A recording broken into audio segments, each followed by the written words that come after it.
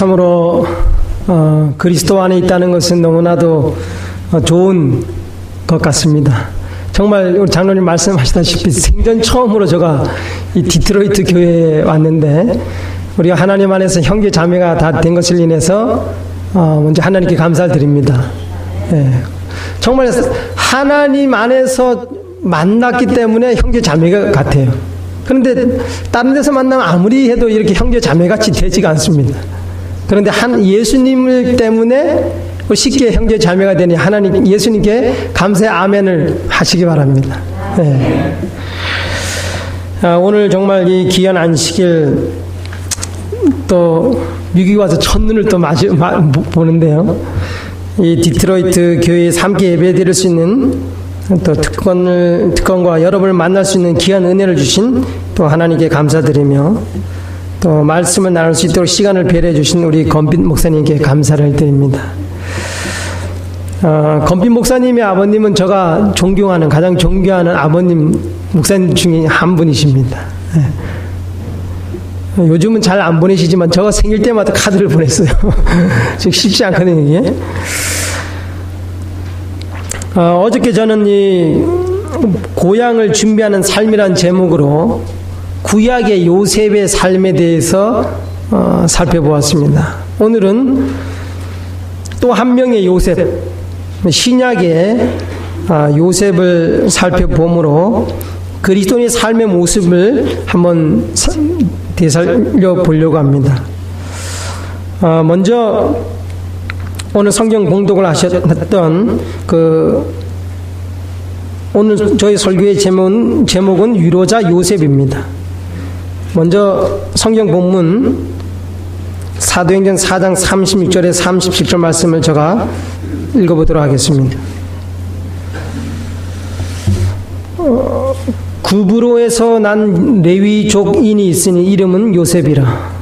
사도들이 일컬어 바나바, 번역하면 건의자라 하니 그가 밭이 있음에 팔아 값을 가지고 사도들의 발 앞에 두니라. 여러분이 요셉 하면 좀 잘 모르시지만 바나바 하면은 여러분 쉽게 아실 거예요. 근데 이 바나바의 원래 이름이 요셉입니다. 네. 바나바는 사도들이, 예수님의 제자들이 별명으로 붙여준 거예요.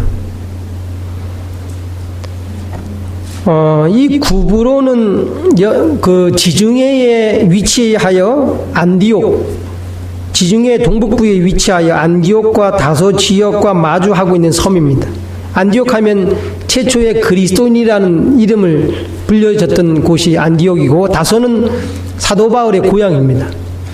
그러니까 우리나라로 말하자면 우리나라에 중국 쪽에 한 섬이 있는 거나 마찬가지예요. 구브로는 섬입니다. 구약시대에는 이 구브로를 기띔이라고 불렀어요.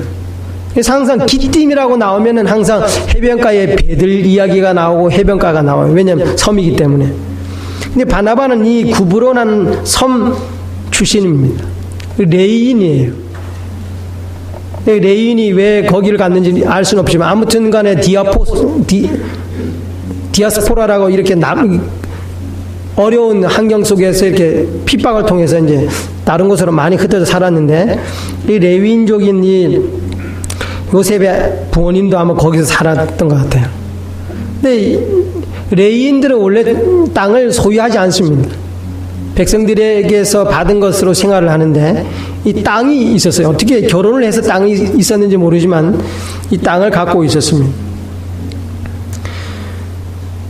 근데 바나바 번역하면 건의자라. 건의자라는 것은 여러분이 이 건의자 하면은 한국말은 상당히 이 한자를 모르면 잘 이해하기 어려운 단어도 많이 있어요. 우리가 쉽게 아는 건의자는 이 건세 건자의 위험 위자. 그래서 좀 건세가 있고 위험이 있는 그런 사람 우리가 건의자라는데, 이게 한자를 자세히 보면 이 건위는 건자가 건할 건자에다가 위자는 위로할 위입니다. 그러니까 다른 사람을 권고하고 위로하는 사람이라는 뜻이에요. 그래서 영어로는 son of encouragement. 그러니까 격려하고 위로하는 자라는 표현을, 영어 표현은 쉽게 알 수 있지만,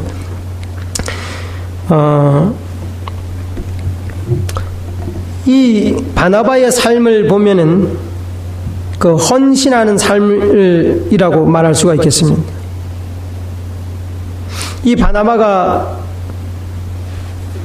있을 때에는 예루살렘에 하루에 3,000명씩 침례를 받는 역사가 일어났어요. 만약에 이 교회에 하루에 3,000명이 들어오면 어떻게 될까요? 감당을 못할 거예요. 재정적으로나 여러 가지 감당을 못하기 때문에. 영혼 구원하는 데는 물론 하나님이 채워주시지만 재정이 많이 들어가요. 그래서 그 당시에는 밭과 집을 소유한 사람들이 많이 그것을 기증을 했어요, 교회에다. 왜냐하면 많은 사람들이 구원받고 또 예수님의 재림이 복음이 세상에 전파되면 오신다니까. 재림의 어떤 임박한 그런 것을 마음에 갖고 전도의 열정을 가지고 전도를 한 것입니다. 재산을 다 팔아서라도 빨리 복음이 땅까지 전파하면 예수님이 오신다고 했으니까 천국 복음을 전파하기 위하여 노력을 한 것입니다. 교인들의 영적 육적 필요를 채워주기 위하여 재정이 필요했는데, 그 당시에 많은 사람들이 그들의 밭과 집을 팔았다고 했어요. 여러분이 잘 아시다시피 사도행전 5장에 보면 아나니아와 삽비라가 나옵니다. 그들도 땅을 팔았어요. 땅을 팔았는데 부부가 땅을 팔으니까 생각보다 돈이 많이 돼가지고 한 얼마 정도를 숨겼다 그랬어요.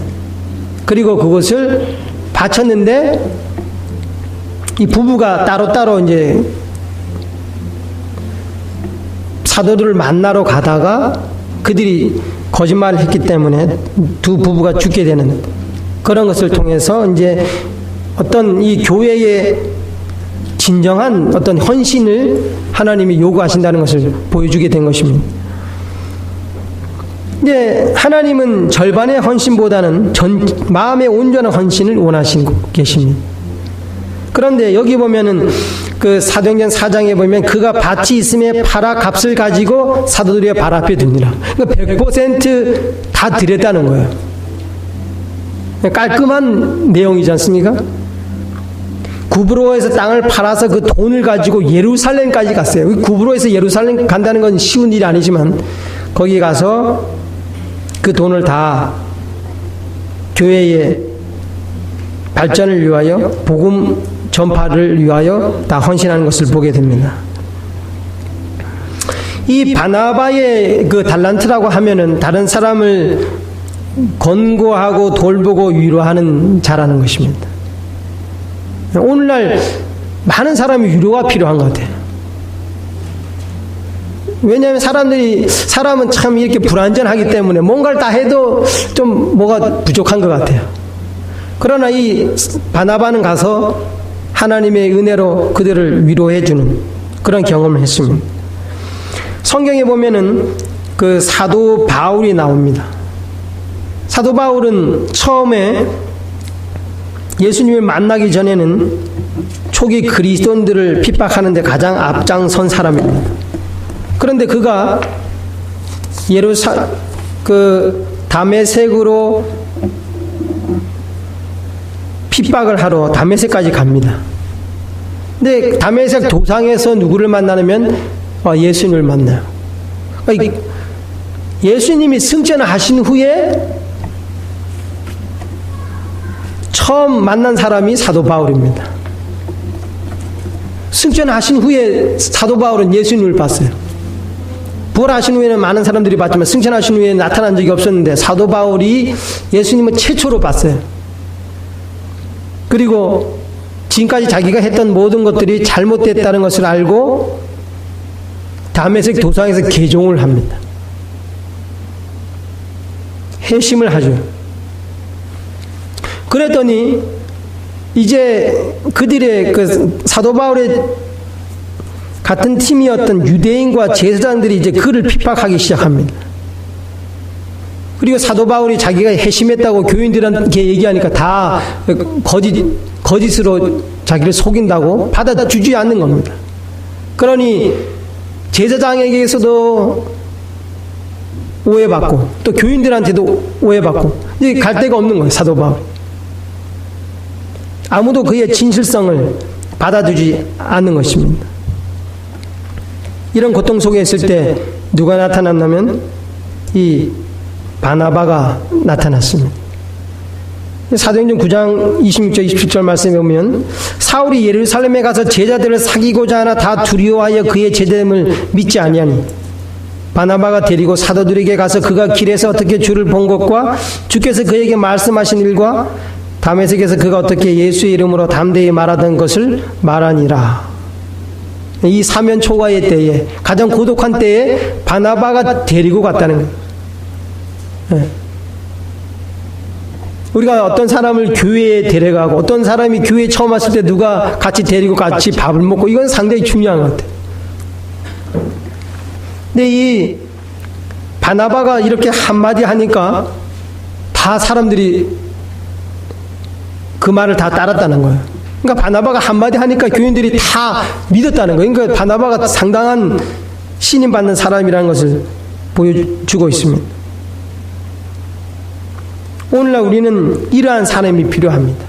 많은 사람이 어려움이 있을 때 그를 데리고 예수에게로 교회로 데리고 가는 이 바나바와 같은 사람이 필요합니다. 아무도 나서주지 않는데 바나바가 나타났으니 얼마나 사도 바울이 행복했겠어요. 자기를 밀어주는 사람. 제가 일본에 그 PMM으로 선교사로 갔을 때에 그 일본 분 중에서 이 스즈키 목사님이라는 분이 계셨어요. 근데 일본 사람들은 우리보다 좀 잘 살기 때문에 한국 사람이 선교사로 오는 것을 그렇게, 교세는 우리보다 약하지만은 아무튼 환영은 하지만은 좀 그런 것이 있는 것 같아요. 그런데 이 스즈키 목사님은 은퇴 목사님이신데 PMM들의 아버지 역할을 해요. 그러니 PMM들이 낯선 곳에 왔지만 선교사의 무덤이라고 하는 일본에 왔지만은 후원을 많이 받았어요. 그리고 선교를 한다고 차를 선교사들 한 대씩 다 줬어요. 그러니까 이 스즈키 목사님 때문에, 그분이 몇 년 전에 이제 병으로 돌아가셨는데 그 일본 선교사들의 아버지와 같은 역할을 했어요. 마찬가지로 이 사도 바울이, 바나바의 역할은 사도 바울에게 있어서 아주 큰, 그 영향력을 끼친 그런 사건이었습니다. 그래서 성경은 바나바에 대해서 사도행전 11장 24절에 이렇게 평가를 하고 있습니다.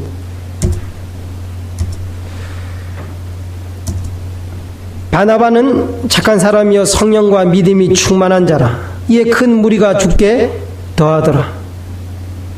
네. 바나바에 대해서 이렇게 짧게 표현해요. 이 사람은 참 착한 사람이다. 착한 사람이고 성령이 충만한 사람이고 또 믿음이 충만한 사람이다. 성령이 충만한 사람이라는 것은 어떤 사람을 말합니까? 다른 사람을 위로하고 다른 사람에게 평안을 주고 그러한 사람을 말합니다. 시대의 소망 1권 340쪽에 보면 그리스도를 가장 사랑하는 자가 가장 많은 선행을 행할 것이다. 자아를 물리치고 자기의 마음에 성령께서 역사하실 여지를 만들고 하나님을 위하여 전적으로 헌신한 생애를 하는 자의 유용성에는 제한이 없다라고 얘기했습니다. 우리 인간이 스스로 어떤 좋은 일을 많이 할 수가 없습니다. 사도 바울도 마찬가지예요. 근데 사도 바울에게 성령께서 역사하셨더니 그가 정말 신약에서 가장 정말 뛰어난 역할을 감당을 했습니다. 우리 마음에 성령을, 우리 마음을 열고 성령을 우리 마음에 오실 때에 우리도 바나바와 같은 사역을 할 수 있다는 것입니다. 자기를 생각하는 삶에서 타인을 생각하는 삶, 그것이 진정한 사랑의 삶이라는 것입니다. 바나바의 달란트를 그는 잘 활용을 했습니다. 주님께서 마음이 역사하는 사람은 다른 사람들의 마음을 위로하고 또 평안하게 합니다. 한 번은 바울과 바나바가 선교 여행을 떠났어요. 그때 데리고 간 청년이 한 명 있었는데 이 마가 요한이라는 바나바의 조카였습니다. 그 당시에는 이 선교 여행이 요즘은 비행기 타고 이렇게 가고 또 배도 크루즈로 이렇게 가고 그러지만 그 당시에는 뭐 도보로 가든지 말을 타고 가든지 아니면 나귀를 타고 가든지 또 배도 범선이라 뭐 바람이 불면 잘 가고 안 불면 서 있고 이렇게 가는 것입니다. 그런데 이 마가 요한과 바나바와 바울이 같이 가면서 여러 가지 배의 위험과 바다의 위험을 직면해야 됐습니다. 이거 복음을 전파하는 것이 쉬운 것이 아니에요. 그 당시에 이교도들이 예수님을 믿는다는 것은 쉬운 일이 아니에요. 십자가에서 달린 그분이 메시아라는 것을 믿을 어리석은 사람이 그 당시 없었다는 것입니다. 중재인이 어떻게 자기를 못 구했는데 어떻게 우리를 구할 수 있는가? 그걸 잘 이해하지 못했기 때문에 이교도들이 예수님을 개인의 구주로 받아들인다는 것이 그리 쉬운 것이 아니었어요. 그래서 바깥의 위험과 안팎의 이 핍박이 이 마가 요한을 아주 중도 하차하게 만들었어요. 계속 가다 보면 점점 반대만 당할 것인데 너무 힘들다. 또 훈련을 덜 받았기 때문에 그 밤밀리아라는 곳에서 정말 선교를 포기하고 집으로 돌아오게 됩니다. 그래서 이제 3명이 가다가 1명이 갔어요. 그러니 이 청년이, 든든한 청년이 짐도 이렇게 날라주면 좋은데 청년이 가버렸으니까 이제 2 사람이 그 모든 책임을 다 져야 되는 거예요. 그래서 바울이 2차 여행 때에 바나바가 마가를 데리고 가자고 했을 때에 바울이 마가는 데리고 가면 안 된다 그랬어요. 마가가 얼마나 낙심했겠습니까? 한번 잘못할 수도 있는데 너무 무정하다 이렇게 생각할 수도 있었을 거예요. 얘 또 이제 마가가 또 포기하면 안 되니까 아예 데리고 가지 말자 사도 바울이 그랬고, 바나바는 그래도 같이 가면 좋겠다. 근데 마음이 안 맞아서 사도 바울하고 바나바가 나눴어요. 나중에 둘이 이제 사이는 좋게 됐습니다만, 아무튼 간에 바울은 실라와 함께 가고 바나바는 마가를 데리고 갔어요. 바나바는 마가를 포기하지 않고 다시금 기회의 장을 주었어요. 큰 힘이 된 것입니다. 친척 조카가 잘 되기를 바라는 마음으로 물신양면으로 또 기도로 도왔을 것입니다. 그래서 마가 요한이 그의 삶이 변화가 됐어요. 그리고 사도 바울도 나중에 이런 말을 합니다. 골로새서 4장 10절에 보면 나와 함께 갇힌 아리스다고와 바나바의 생질 마가와 이 마가에 대하여 너희가 명을 받았음에 그가 이르거든 영접하라. 마가의 변화된 삶을 통하여 바울도 마가를 나중에 영접을 했습니다. 이 바나바의 위로가 없었던들 마가가 훌륭한 사람이 될 수가 없었을 것입니다. 여러분이 잘 아시다시피 이 마가 요한은 성경에 마가복음을 쓴 사람입니다. 그가 바나바의 위로를 받고 그가 이 마가복음을 쓰면서 많은 사람들이 이 마가복음을 통하여 위로를 받고 있습니다. 그러니까 위로를 받은 자가 다른 사람을 위로하는 자로 새롭게 거듭난 것입니다. 홀로 될 때 동행자가 필요하지 않습니까? 우리는 인생에 지쳐 홀로 가고 있지는 않습니까? 낙심할 때 옆에서 누군가가 함께 있어주기를 원치 않습니까? 엠마오의 2 제자, 주님께서 그들과 동행하시고 또 말씀으로 힘을 주셨어요. 가장 어려울 때에 만약 바나바와 같은 사람이 곁에 있다면 얼마나 좋겠습니까? 근데 이 바나바가 위로자가 될 수 있었던 것은 날마다 하나님이 주시는 위로를 받았다고 생각이 됩니다. 우리가 뭔가가 없으면 나눠줄 수가 없어요. 근데 날마다 하나님의 말씀으로부터 위로를 받았기 때문에 그 말씀을 또 나눠줄 수가 있는 것입니다.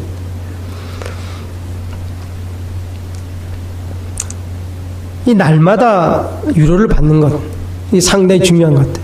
한 번은 이 유명한 축구 선수가 있었는데 한 기자가 물었어요. 당신은 어떻게 이렇게 훌륭한 축구 선수가 될 수 있었습니까? 이렇게 물었더니 네, 저는 날마다 운동장에 가서 축구 연습을 합니다. 그랬어요. 기자가 물었어요. 그러면 이렇게 눈이 내리고 비가 오면 축구를 못하는데 그러면 어떻게 하십니까? 이렇게 물었더니 그 축구 선수가 얘기했어요. 저는 밖에 나가서 운동을 할 수 없을 때는 집안에서 축구에 관한 책을 읽습니다. 이렇게 얘기했어요. 그러면 당신이 축구를 차다가 다쳐가지고 병원에 가서 축구 그 책도 볼 수 없는 그런 상황이 되고 운동도 못할 그런 상황이 될 때는 무엇을 하십니까? 이렇게 얘기했더니 저가 밖에도 나가지 못하고 책도 보지 못한다면 그때는 축구에 관한 생각을 합니다. 이렇게 얘기를 했어요. 오늘 우리가 그러한 날마다 예수 그리스도의 삶을 생각한다면 우리의 삶에 그것이 배어지고 또한 남을 위로하는 삶이 될 것입니다. 예수님의 삶을 우리가 살펴보면 그분은 위로자로 이 땅에 오셨습니다. 다시 넘어진 베드로에게 다시 일어서도록 하셨습니다. 죽어가는 강도에게 낙원을 약속하셨어요. 잘한 거 하나도 없는데 저를 좀 구원해 주십시오. 내가 너를 구원하겠다. 이 말이 얼마나 위로가 됐겠습니까? 또 가만히 와서 겉옷을 만진 여인에게 내 믿음이 너를 구원하여, 누가 내 옷을 만졌느냐, 이게 이렇게 했을 때 야단치는 줄 알고 이렇게 주눅이 들었는데, 내 믿음이 너를 구원했다. 모든 사람이 공포를 하는 것입니다. 그리고 가늠한 여인에게 다시 기회를 주셔서 나도 너를 정죄하지 않고 그러므로 다시는 죄를 짓지 말라. 그를 믿어주고 그의 가능성을 믿어주고, 또 삭개오에게 내가 내 집에 거하여야겠다. 오늘 우리의 삶을 뒤돌아볼 때 하나님의 위로가 넘치지 않습니까? 우리가 비록 부족하고 연약하고 죄되을지라도 주님이 우리를 자녀라고 불러주시니 얼마나 감사합니까? 위로가 되는 겁니다. 제가 때로는 이 어렵고 힘들 때 보면은, 제가 옛날에 기록한 말씀에서 정말 이 엑기스들만 모아놓은 책이 있어요. 그거를 딱 봅니다. 그러면 어떠한 상황 속에서도 하나님이 나를 믿어주고 나의 도움이 되시는구나. 하나님의 말씀이 저에게 많은 새 힘을 주고 있습니다. 이 바나바는 위로의 삶을 살았습니다. 어떻게 많은 사람이 위로를 받았길래 그를 위로자라고 얘기했을까요? 그의 친절한 봉사와 복음을 전한 것이 다른 사람에게 위로가 되었을 것입니다. 우리가 예수 그리스도를 알 때 위로가 됩니다. 복음을 전하는 것이 사람을 위로할 수 있는 최고로 좋은 방법입니다. 예수 그리스도를 소개하는 겁니다. 그분이 이 땅에 오신 목적이 나의 죄를 속량하고 나를 영원히 살기 위해 오셨다.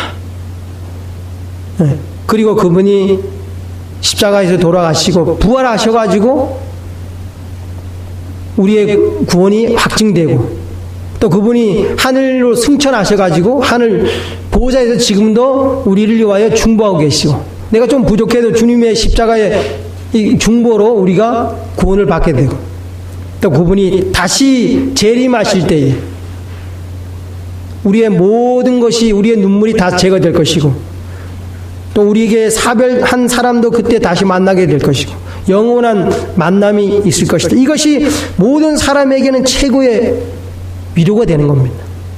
죽음을 해결하고 모든 고통과 질병을 다 해결하는, 바로 시대의 소망 예수 그리스도를 전하는 것이야말로 다른 사람에게 위로를 주는 말씀입니다.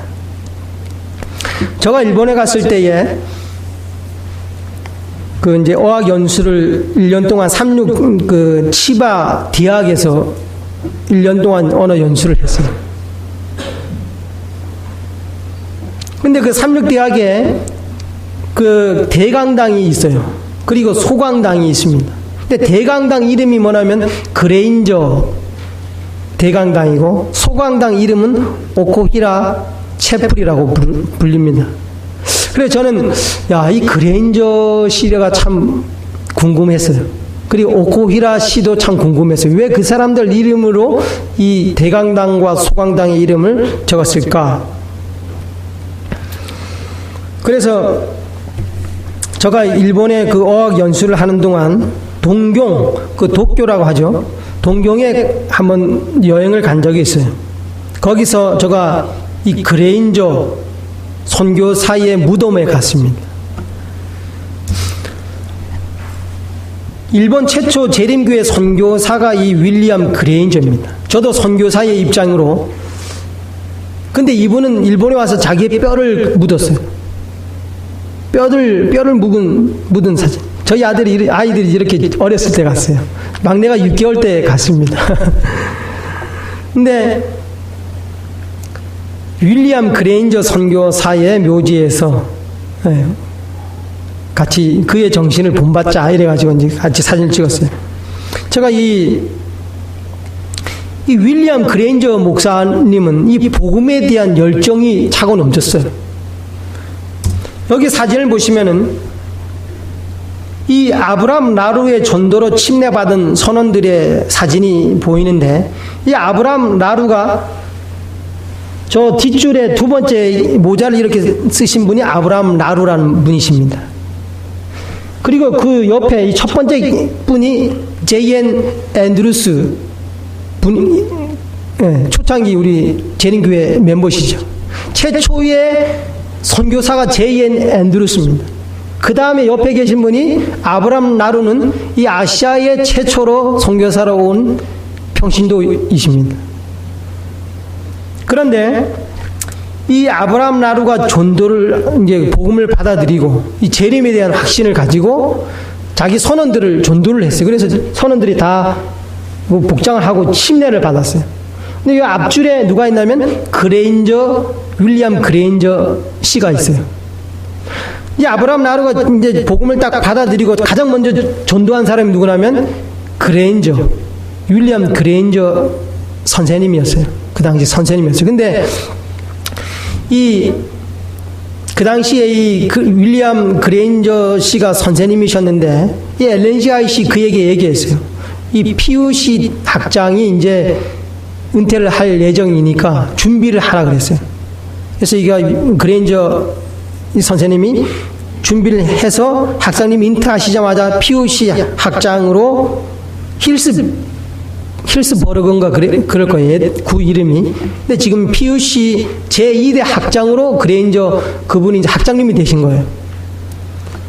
그런데 어느 날 이 채플 시간에, 금요일 베스퍼 시간에 한 일본 청년이, 일본에는 우리 SDA 교회가 없습니다. 도와주십시오. 이렇게 호소를 했어요. 그분이 누구냐면 오코히라라는 분이에요. 이분이 일본의 최초로 나중에 여기 앤드루스 그 PUC에서 졸업을 해서 이제 최 1호 안수 목사입니다. 오코히라 그분이. 그래서 소강당이 오코히라 채플이에요.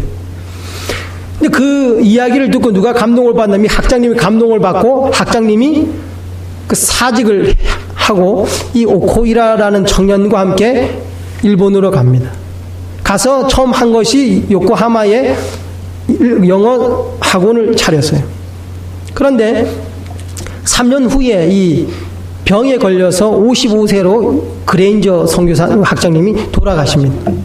그런데 그 3년 동안 그 영어 학원을 했는데, 그때 처음으로 그 학원에 와가지고 이제 공부를 하고 침례를 받은 사람이 누구냐면 이분이 오코이라 목사님이시고, 이 쿠니야 히데라는 분이셨어요. 이 쿠니야 히데라는 분이 그레인저 학장님이 처음으로 전도에 침례를 준 사람이에요. 근데 이 쿠니야 히데 분이 그 어떤 방송국에서 일을 했는데 그것을 그만두고 복음을 받아들이고 어디서 일을 하게 되냐면 코베에서 일을 하게 됩니다. 코베에서 하루는 일을 하는데 어떤 두 청년이 그 당시에 뭐 한국이나 일본이나 한자를 다 보기 때문에 제7일 안식일 예수재림 교회, 이 상당히 긴 표말이 있기 때문에 그 두 청년이, 한국 청년이 이렇게 그 한자를 보고 있었어요. 그래서 쿠니야 목사님이 가가지고 이제 이렇게 인사를 하면서 교회 이름을 설명하면서 이제 전도를 했어요. 근데 그 전도를 얼마나 재밌게 들었는지, 이 두 명이 그 한 밤중에 말이죠. 자정 때에 침례를 받게 됩니다. 그분이 이제 이흥연과 손흥조라는 두 사람이에요. 그래서 이 두 분이 하와이로 이제 이민을 가려고 했는데, 이 의영 씨는 침례를 받고 갔고, 손흥조 씨는 침례를 안 받고, 하나님의 섭리라고 생각이 됩니다. 한국으로 돌아오는 길에 임기반 씨를 만나서 전도를 하게 됩니다. 근데 임기반 씨가 바로 그때 이제 신앙을 또 결심하고, 그것이 최초로 한국 재림교회에 이렇게 전파가 된 것입니다. 그래서 이렇게 역사가 이렇게 연결고리를 해가지고, 위로자가 이 복음으로 다른 사람을 위로하고, 그 위로를 받은 사람이 또 다른 사람을 위로해가지고 이것이 내려왔는데,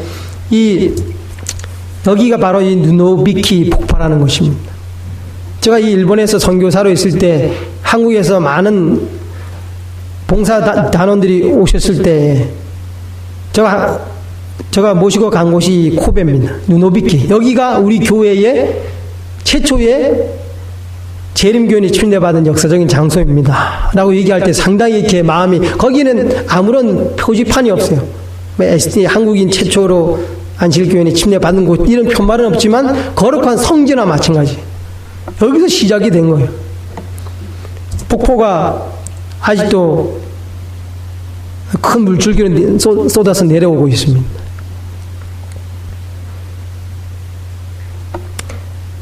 제가 이러한 역사를 보면서 그들의 열정, 그리스도의 사랑을 받자마자 바로 전해는 거예요. 바로. 그래서 이 복음이 삽시간에 이렇게 전파되고, 지금 그레인저 목사님이나 또 아브라함 나루라 다 외롭게 있지만 예수님이 재림하실 때는 수십만 명이 같이 재림을 맞이할 것을 보면서 깜짝 놀랄 거예요. 그분의 하나의 작은 미랄이 엄청난 많은 결과를 가지고 온다는 것을 보게 되는 것입니다. 오늘 우리에게도 주님께서 복음으로 위로하는 자가 되라고 초청하고 계십니다. 하나님께 복음의 열정을 달라고 기도하셔서 영생의 말씀이 없어 죽어가는 사람들에게 시대의 소망이 되시는 예수 그리스도를 증거하게 되시기 바랍니다. 성경에 보면 이 거라사의 광인 이야기가 나옵니다. 여러분, 거라사의 광인 이야기 아십니까? 고침을 받았어요. 고침을 받고 예수님이 떠나갈 때에 예수님을 붙잡고 얘기했어요. 예수님, 저도 좀 따라가게 해 주십시오. 근데 예수님이 너희들은 여기서 복음을 전하라 하고 따라오는 걸 거절했어요. 거라사의 광인은 예수님하고 같이 있으면 좀 안정되고 더 귀신이 안 붙을 것 같아서 그렇게 했는데 거절을 했어요. 그래서 제가 예수님 왜 그러셨지? 같이 나를 따라오라고 얘기하시는 분이 왜 거절하셨을까? 이런 생각을 했는데, 제가 이제 그 시대의 소망을 점점 더 읽으면서 시대의 소망 339쪽에서 답을 찾았어요. 왜 예수님이 거절하셨는가?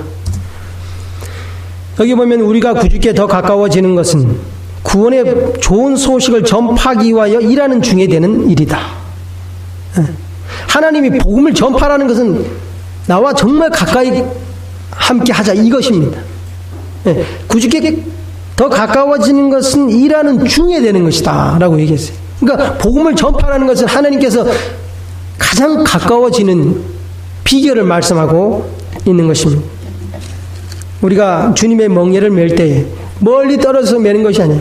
멍에를 매라는 것은 가까이 맺지만 그것이 우리에게 힘을 주는 거나 마찬가지입니다.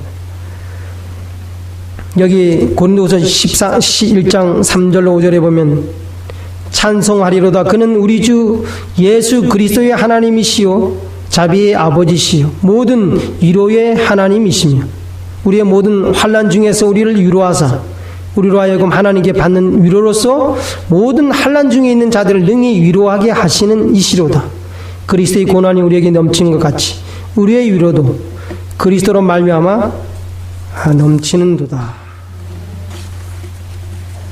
우리에게 고난이 있다면 하나님의 위로가 또 있다는 사실을 기억하게 되시기 바랍니다.